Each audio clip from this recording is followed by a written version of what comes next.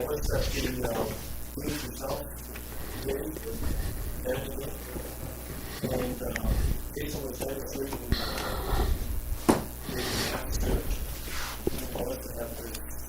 this is called product itself. Do things for theater companies. What's it called?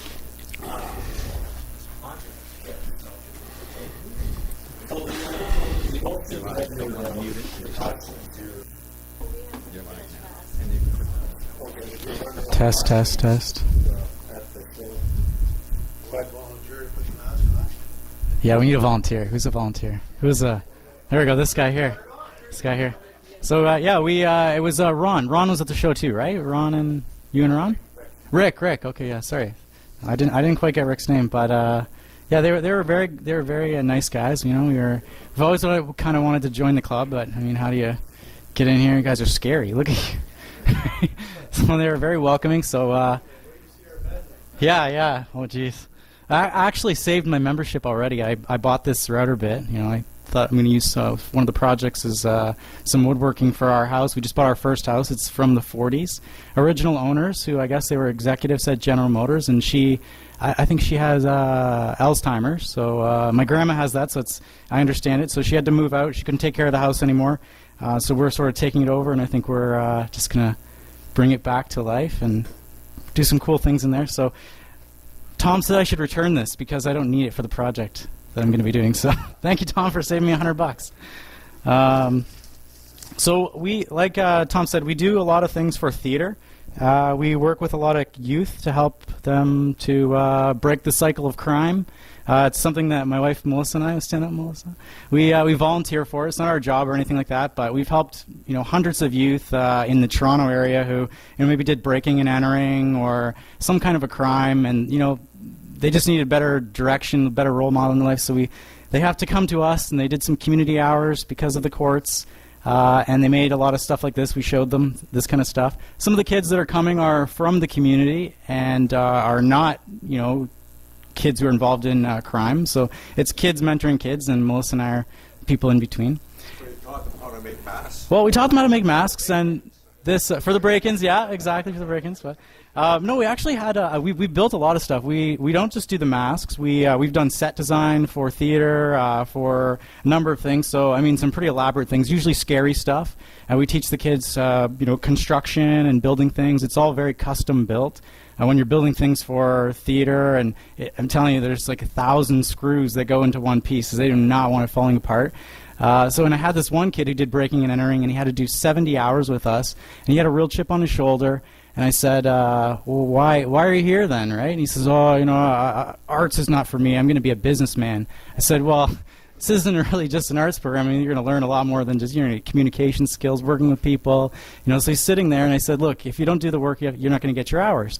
I need you to build this. Built this big column, right? Nice big column. We carved all these bricks, these fake-looking bricks out of styrofoam. We were going to paint it to make it look like an really old-looking. How would you describe it? Like imagine an old castle, and the water damaged it over years, so there's some bricks that are crumbling, and it had that green feel. When it went into the set design with the lights, it would just give it a real eerie feel.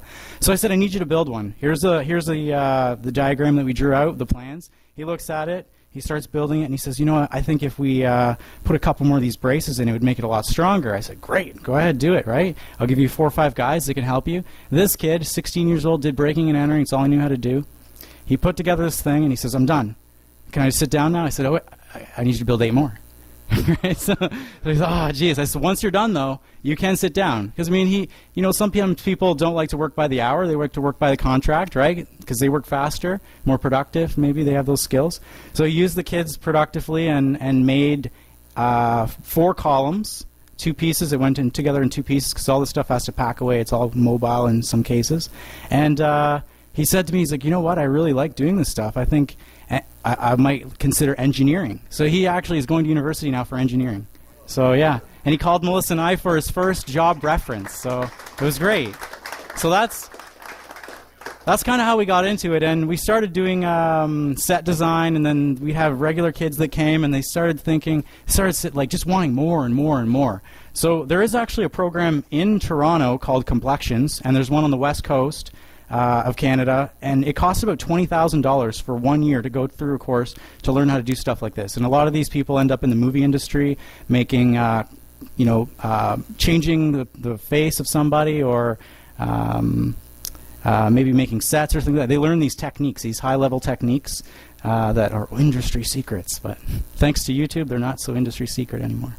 And so we really got into this because we found that there wasn't a lot of this content online, so we started putting this type of content online and showing people how to do it, and we have one of the largest YouTube channels in this industry, and it inspired other people to do the same thing, so there's a lot of information sharing going on. So I'm going to talk to you about how we made this mask, and I'm going to reference to how a project that I will be doing, and we'll show you a YouTube video. I'm going to make an urn for our house, and I think there's a way we can use this to incorporate woodworking. Mold making is what we're talking about today. So for this mask, we started out by making, one of the projects we did was a bust. So this is actually a bust of my face. There's actually different shapes of it. It's basically we formed this part of my body and up, and so I was underneath all this material, and the kids did this on me, and they laughed and made me sit under all this material for hours. So we made this form, and we were able to basically make these masks. So this mask is actually a form fit. It's a pretty expensive mask. It's shipped off to the United States for custom projects, right, that people ask us for, and we basically make them. So this actually fits my face, and pretty much anyone who there's 3 sizes. There's like female, there's a regular size, like generic size face, and then there's an oversized. So like a bigger person would have a bigger face. So there's really 3 different sizes of busts. So we made a medium-sized bust. So what we did for this is we actually made on this face, right here, I'll hold this up. So on this face, I actually sculpted this with clay. So I sculpted it with clay right on here. So that was clay. That's how it started out. And you could do the same thing if you wanted to make anything. And then once we had that clay, we started to brush over top of it this plaster. It's called plaster repair. It's like a really hard plaster. Ultracal, sorry, it's called. It's plaster crumbles. This stuff doesn't crumble. It's like a combination of, if you think of concrete, the way concrete is. Yeah. So I brushed it over top to grab all the detail. And then we started putting burlap. We made so many molds, so we learned so much over time. We made this thing here, which is heavy, but it's also durable because we want to be able to make a ton of these because we sell them, right? And we don't want to have to, once this mold breaks, that's it for this line. So we basically made this mold really thick. We poured latex inside of it. So the shell is latex. So we filled it up with latex, waited 30 minutes, and latex dries from the outside in. And then we just poured the excess back into the 5-gallon pail to recycle it. And then once that was done, this is where we teach the kids about a little bit of chemistry and a little bit of calculation of volume. And we mixed inside of it a foam. Literally at Sculpture Supply Canada in Toronto, you can get any kind of anything. 2-part chemicals, A and B, mix them together in a well-ventilated area. You can make plastics, you can make hard plastic, soft plastic, you can make foam, you can make dense foam, you can make anything. Pretty much if you have a car project or something like that, you could pretty much make anything you want. So we put this foam in here, and that's what makes it form fit. So that's the shape of my face. Now what I think you guys could use this for, and I do for my job, I actually get the summers off, which is great.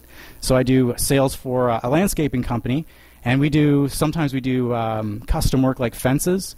So if you were to make a custom finial piece, like a cap out of wood, all the detail and stuff like that, you could actually make a 2-part mold of it and then replicate that over and over and over and over to make all the fence posts. So a lot cheaper and more custom, like a different look, right?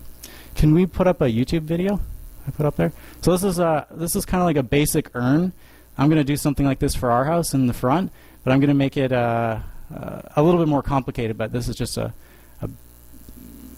give you an idea of making a concrete urn.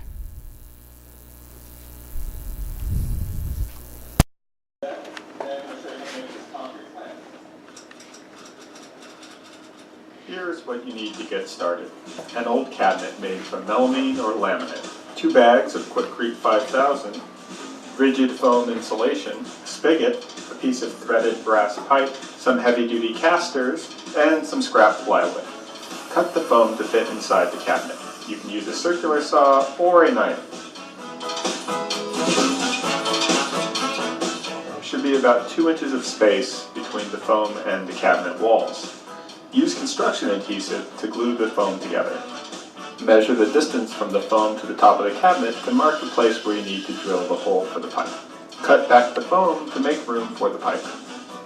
Unscrew the spigot, insert the pipe, and tape it down with duct tape. Use silicone to seal the pipe. I tied a strap around the box to keep the edges from folding out. Seal up any cracks or holes with duct tape or caulk.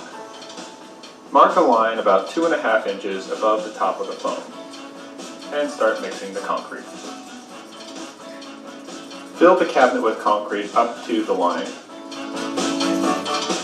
Push the wet concrete down into all the cracks and corners of the cabinet, and vibrate it with a hammer. Press the plywood into the wet concrete.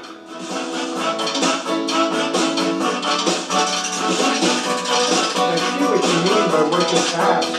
Yeah, let's get her fast. He's young.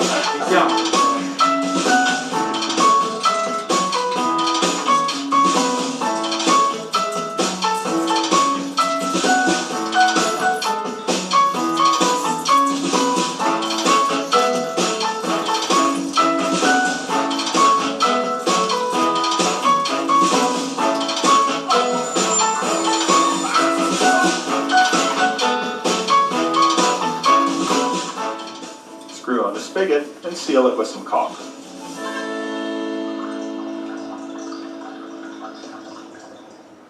If you're going to use it as a planter, put down a drainage layer of gravel before you put in the soil.